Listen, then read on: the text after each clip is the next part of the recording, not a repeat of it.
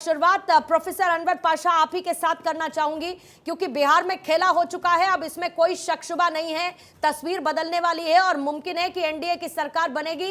इस्तीफा देने वाले हैं नीतीश कुमार। आरजेडी के पास वो कौन से पत्ते हैं जो अभी तक खोले नहीं है, जिसकी आरजेडी तैयारी कर रही है ताकि सरकार बचा ले किसी तरह? आपने बिल्कुल सही कहा कि खेला जो है वो शुरू हो चुका है, लेकिन ये खेला आज शुरू नहीं हुआ है। हमारी पार्टी ने आरजेडी की जो सरकार है बिहार में गठबंधन की, उसने एक खेला बहुत पहले शुरू कर दिया था और वो खेला है सामाजिक न्याय का खेला। हमने सामाजिक न्याय के तहत, सामाजिक न्याय के लिए जो हमारी जो कमिटमेंट है हमारा, उसके तहत हमने वहाँ पे जातीय जनगणना कराया। देश का पहला राज्य है जिसने सामाजिक न्याय की दिशा में एक बड़ा क्रांतिकारी कदम उठाया और हमने वहां जातीय जनगणना करा करके जो उसकी रिपोर्ट आई, उसको रोकने की पूरी कोशिश की भारतीय जनता पार्टी ने। सुप्रीम कोर्ट तक उन्होंने ये याचिका दी उसको रोकने के लिए, लेकिन वो कामयाब नहीं हो पाए क्योंकि वो सामाजिक न्याय के दुश्मन, वो सामाजिक न्याय नहीं चाहते। इसलिए हमारे तरफ से जाहिर है कि जो हमने सीमा बढ़ाई, सामाजिक न्याय की रिपोर्ट जो आई हमारी गठबंधन के तरफ से कराए जाने वाली जातीय जनगणना की, हमने उस सीमा को बढ़ाया, 75% कर दिया हमने। 75% हमारी सीमा हो गई है रिजर्वेशन की बिहार में, और ये हजम नहीं हो रहा है, ये पच नहीं रहा है भारतीय जनता पार्टी से, इसलिए भारतीय जनता पार्टी बौखलाई हुई है।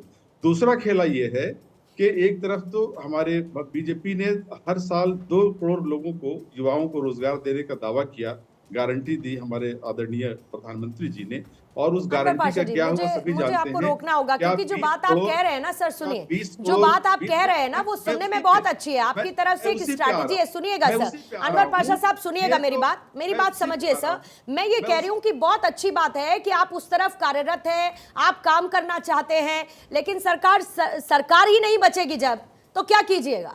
मैं तो फिलहाल सरकार बचाने की जद्दोजहद पर बात कर रही हूँ ना। क्या उसको बचाने का कोई तरीका आरजेडी के पास है? लालू प्रसाद यादव सर कह चुके हैं कि उनके पास बहुमत का आंकड़ा है, लेकिन जो अंकगणित मुझे दिखाई पड़ता है -8 पर चल रहे हैं सर आप। देखिए, बिल्कुल ठीक कहा आपने कि वहां पे जिस तरह की भ्रम जिस तरह का फैलाया गया है, जिस तरह से तोड़फोड़ की पूरी कोशिशें की गई हैं, भारतीय जनता पार्टी को इसमें बड़ी महारत हासिल, तोड़फोड़ करके सरकारों को भ्रम दूर कीजिए ना, भ्रम दूर कर दीजिए। मैं कहती हूँ आपको तो टेलीविजन स्क्रीन पर बैठा है, भ्रम दूर कर दीजिए और मेरे सीधे सवाल का जवाब दीजिए ना सर। तो रहा हूं, अभी तक क्या है आधिकारिक स्थिति, क्या है अभी तक आधिकारिक जो स्थिति है वो यही है कि वहां पे महागठबंधन की सरकार है। नीतीश कुमार जी आज भी अभी भी वहां चीफ तो आप रिलैक्स हैं, चाय की चुस्कियों का आनंद ले रहे हैं, कोई दिक्कत नहीं है ना सर? मुकाबला करेंगे, कोई दिक्कत नहीं है। चलिए मैं इसी को आगे बढ़ाती हूँ। मोहम्मद नेमतुल्लाह साहब, जेडीयू के नेता इस वक्त हमारे साथ जुड़े। नेमतुल्लाह साहब कह रहे हैं कोई दिक्कत नहीं है, आरजेडी चाय की चुस्कियां लेते हुए रिलैक्स कर रही है इस वक्त, क्योंकि टेक्निकली सरकार उन्हीं की है।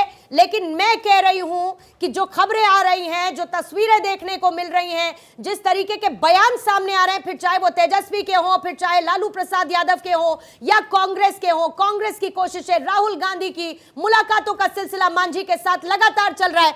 क्या है स्थिति अभी इस वक्त बिहार की सर? देखिए, अभी बैठक का सिलसिला चल रहा है और वो बैठक बीजेपी भी बैठक कर रही है, अपनी विधायक दल को बैठाला है। हमारे नेता भी अपना विधायक दल के नेता सब विधायक दल का बैठक 7 बजे बुलाया है और सारी पार्टियां अपना बैठा। आरजेडी ने भी अभी विधायक दल की बैठक बुलाया है और अब 7 बजे जो बैठक है उसमें छन के जो निकलेगा तो वो बात आएगा, बात मतलब बाजार खेल में में और तो मीडिया नेमतुल्लाह में बात साहब, कही जाएगी। खेल में तो बैठकें नहीं हो रही है ना सर, सियासी उठापटक है ना। नीतीश कुमार छोड़ रहे हैं ना साथ आरजेडी का, लालू प्रसाद यादव का जा रहे हैं ना बीजेपी में। अभी इसको क्लियर कैसे कहेंगे जब तक कि सर आप ना कीजिएगा तो कौन कीजिएगा? से आप लोग भी बोल रहे हैं, आप नहीं करेंगे तो कौन करेगा सर? इस पर चर्चा कर रहा है, अश्विनी चौबे के साथ पूजा करते हैं। अश्विनी चौबे लिखते हैं कि जो प्रभु श्री राम की इच्छा होगी होगा वही। देखिए, नीतीश कुमार जहां खड़े होते हैं वहीं से लाइन शुरू हो जाती है। नीतीश कुमार बैठक में कर रहे हैं और जो जनता जनहित में जो होगा, बिहार हित में जो फैसला होगा उस फैसले ठीक है। तो अभी तक आप भी चलिए कंफर्म नहीं करते, ये अच्छी बात है। अभी कम से कम जेडीयू और आरजेडी इस एक पेज पे तो साथ नजर आती है। इस बात की तसल्ली बिहार की जनता को बड़ी सुनकर होने वाली है। नीरज कुमार जी बीजेपी के लीडर इस वक्त हमारे साथ जुड़ चुके हैं। नीरज जी आपका स्वागत करती हूँ। धन्यवाद। लेकिन लालू जी की बेटी मीशा जी की इस वक्त प्रतिक्रिया आ रही है, जरा एक बार पहले उनको अभी सुनिए। लालू जी ने कहा कि हम लोग एकजुट रहेंगे। देखिए, जब भी हम लोग सरकार में आते हैं, राष्ट्रीय जनता दल बिहार के जनता के लिए और काम करते हैं और आगे भी करते रहेंगे।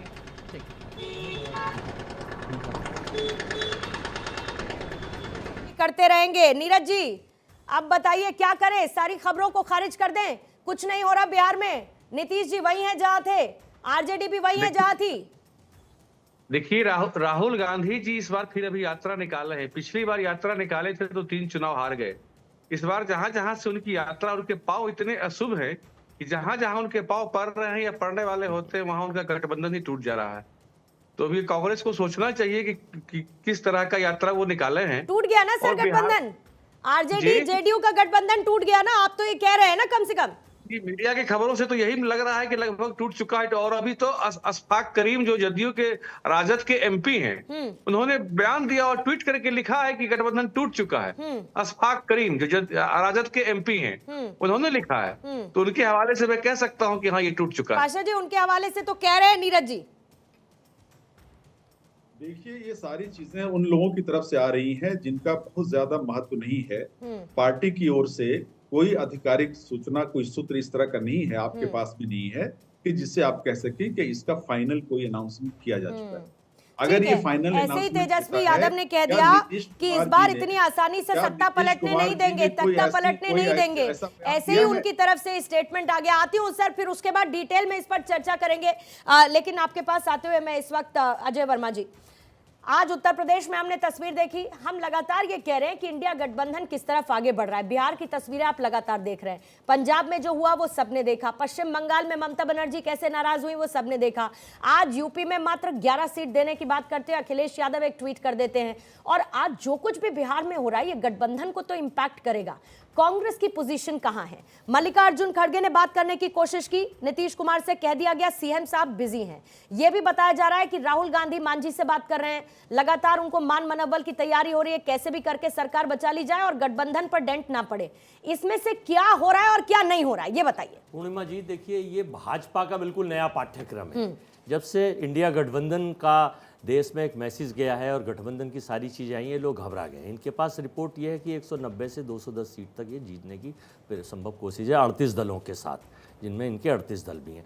अब इनका नया पाठ्यक्रम में उसका एक पहला नंबर है ऑपरेशन लोटस, जिसके टारगेट से हिंदुस्तान में सरकारों को, चुनी हुई सरकारों को अस्थिर करने का महत्वपूर्ण काम ये करते हैं। उसका पाठ्यक्रम नंबर 2 है भाजपा नामक वॉशिंग मशीन, जहाँ के देश के सारे भ्रष्टाचारी शुद्ध हो जाते हैं, ईमानदार हो जाते हैं, नियमित हो जाते हैं, स्थायी हो जाते हैं, स्थायी से नेता से अभिनेता हो जाते हैं, अभिनेता से नेता हो जाते हैं। और तीसरा पाठ्यक्रम इनका नवीन ये है कि किसी भी घबराए हुए तरीके से डिवाइड एंड रूल, यानी फूट डालो शासन करो।